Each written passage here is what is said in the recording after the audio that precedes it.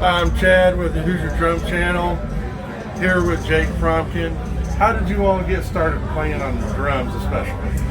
Yeah, so funny story behind that. Basically, my parents wanted me to get involved in something.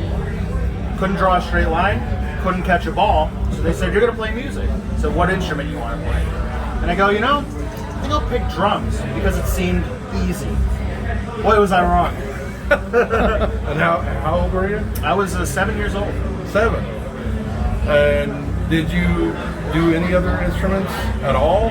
No, I've been drums and percussion my whole life. I mean, I dabble in guitar and bass, but nowhere near proficient enough to ever play in front of anybody. So. Did you get your first kit, and what was it? So, first kit was a silver Percussion Plus, total off-brand, but I got it when right about the time I was 7 years old because my parents wanted me to have something to practice with at home. Right. Rather than just buying just a single snare, they're like, you know what? It's cheap enough. Let's just buy you the whole kit, and so this way you can get acquainted with that. Right, cool. When did you first get into metal? And is that what your first choice was? So as far as metal is concerned, I actually picked it up from my dad when I was younger because he would always listen to Black Sabbath and Deep Purple, like the classic heavy metal stuff. But I didn't really get into metal myself until I was maybe 13, 14, and my guitarist at the time introduced me to Lamb of God and Children of Bodom and like those guys, and it was, from there I was hooked. I was like, man, this is the coolest stuff I've ever heard. So, right. So when you got into Wrath, how was that audition process? So it was a couple of auditions. So the first time, Scott actually contacted me through Facebook and said, hey, I saw you had a flyer at Guitar Center that you're a drummer looking for a band. Are you still looking? And at the time, I was just kind of doing side gigs. I was playing in a couple of different bands at the time, but there was nothing permanent. So I was like, yes, I'm absolutely looking for a permanent gig. So they called me in. We went to first we went to Gary Modica's house. They had me learn 5 songs, and I auditioned there. And then they called me back about a day later for a second audition where we went to Scott's, which is where we practiced at the time. And I had to learn a couple more tunes. And that was pretty much it. We jammed and it was instant chemistry. And I played with these guys really, really well. So they decided to move forward with it. It's been history ever since. That's awesome. And how long has it been? So that was 2016, so it's been 5 years. Yeah. Were you nervous? A little bit, yeah, because I had done some research on Wrath before I actually joined the band, and it was the first real established band that I'd ever been a part of. Everything else I'd either come in as just a session guy or I worked on from the ground up. So there was never a band that had been A, so established, and B, had such a following. I really didn't know what I was getting myself into when I first joined up with them, because I knew they'd been around for a long time and things like that, but when I actually started to see what that was like, it was like, holy shit, this is the real deal. Yeah, so I'm sure you're pretty stoked about being on the latest album as well. Oh yeah, that was a really awesome process and a lot of fun to do. So. Oh, I'm sure, especially writing. Yeah, that was a lot of fun, and getting to put my own kind of personal spin on the Wrath sound. Right. Have you played any other genres? Oh yeah. I mean, because metal wasn't the first music I ever fell in love with. So I listened to a lot of everything, and some other bands that I'd been in was I was in an indie post-punk band for a while. I was in kind of like a hard rock band. I was in a grunge cover band for a couple of months. So it's I've done a little bit of everything. I like to consider myself to be pretty versatile. So. Oh yeah. Do you have any pre-performance rituals? Yeah, the older I get, the more and more I have to stretch before a show. Before I could come in cold and just kill it. Nowadays, I'm in my 30s now, so I'm starting to get a little tired and stuff. So I gotta stretch and all that, keep limber, and then also too, just kind of trying to just chill out before a show and just really kind of center my thoughts and not really worry about the other shit that I got going on in my life. Right. If there's any sort of outside stresses and shit, you just gotta put that all to the side because it's really about having fun in that moment and really concentrating on having fun. So Oh yeah. that's kind of my whole thing, is you try and just wipe the slate clean, go up there, nothing matters at that time. And do you have any certain exercises you do, or just basic? Yeah, it's basic things. I mean, it's a lot of like, you know, calf and hamstring stretches, and then of course, you know, you'll work out like the upper body here with a couple of those. And you know, I've got a thing that one of my first drum teachers ever taught me was you take a pair of sticks, with one hand under, one hand over, and you kind of twist it around, and it works out like the tricep area, like the forearm area, and so that really kind of helps you stay, keeps your speed up. Are you having both sticks in the same hand? So it's like you hold them in both, so you have the beads okay. here and the butts here, and then you just kind of twist it around. If I had a pair, I'd show you.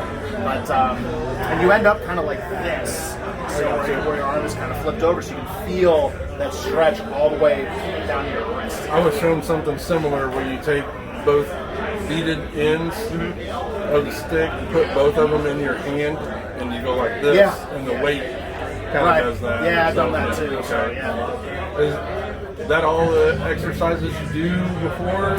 Yeah, I mean, you know, I try and keep it light. I try not to do anything like cardio related. I don't really need to warm up in that way.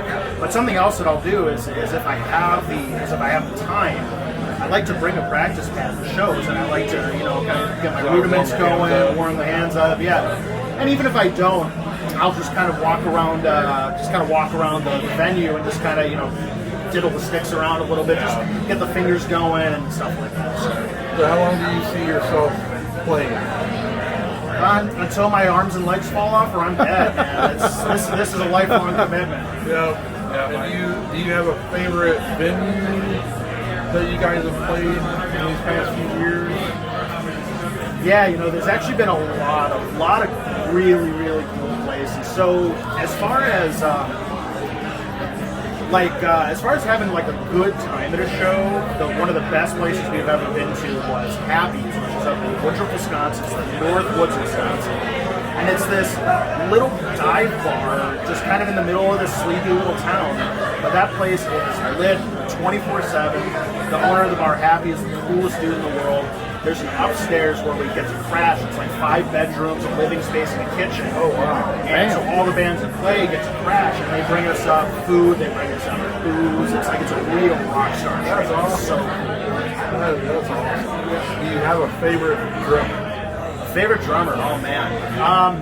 I know that's hard for drummers, so I should say, why don't we ask what's your top 5? All right, top 5. So metal and non-metal. So first is probably Chris Adler, formerly of Lamb of God. He really, as soon as I heard Ashes of the Wake when I was 13 years old, I formed a lot of my playing style around what he does. And you can actually hear quite a few of his influences in my songs when I play live. You know, the doubles over doubles and the little ride things that he does. Right. And of course, the late great Neil Peart. Absolutely a huge influence from him. I really like Jose Pasillas from Incubus. Okay. So he's really, really good. One of the non-metal drummers I really respect and look up to. Man, this is hard. Like when you start to when you think of all these guys. Yes. And of course, a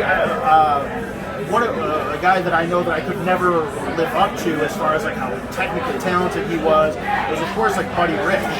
Right. He is so impressive in the things that he does and the speed that he has. That's one of those things where it's like, wow, man, I can practice every day for the rest of my life, and I could never be half as fast as him. Right. And then I would probably also say Danny Carey from Tool, because he really turned his drums into a melodic instrument.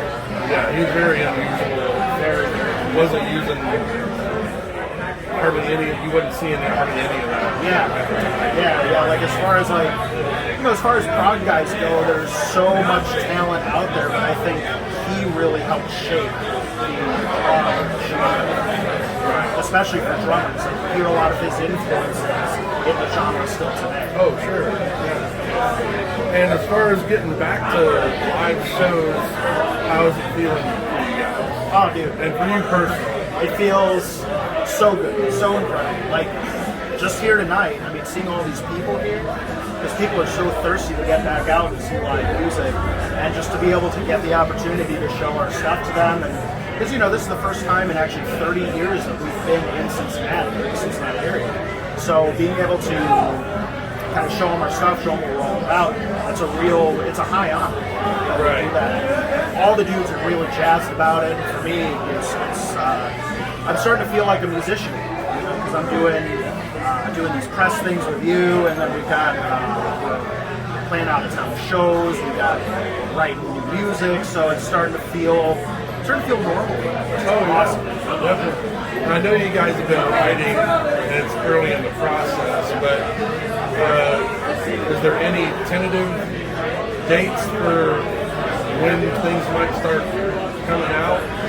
Not at the moment, because we're still pretty early. So there's only the first couple of songs have started to take shape.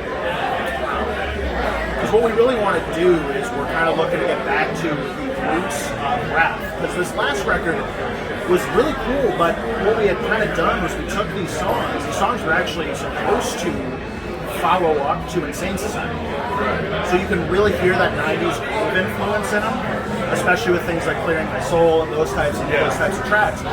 So what we really want to focus on is getting back to the roots of the traditional thrash, but also our signature rap tone on top of it. Right. Do you have a most memorable moment on stage? Most memorable moment on stage, man.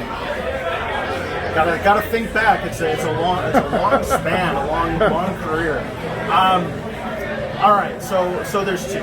So the first of which, so I was 19 years old. I was playing I was in a melodic death metal band for a number of years.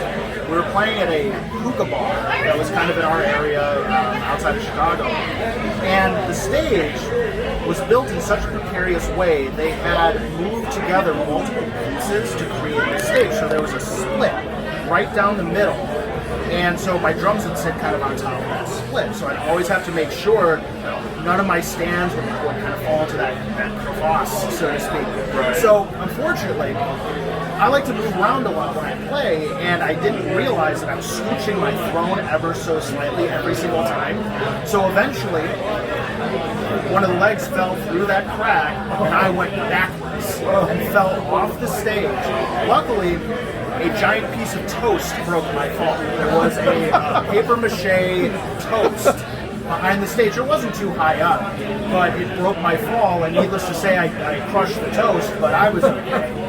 And then I would have to say the second most memorable, and I was debating whether or not to bring this up because of all the recent turmoil with David Ellison and everything, but because for anybody who doesn't know, we played with Dave Ellison several times. We went on tour with him a couple of times when he was doing solo projects and stuff. And so one of the things that we got to do with him is at the end of our set, he would get up and we would play 99 Ways to Die, and we would play Ace of Spades.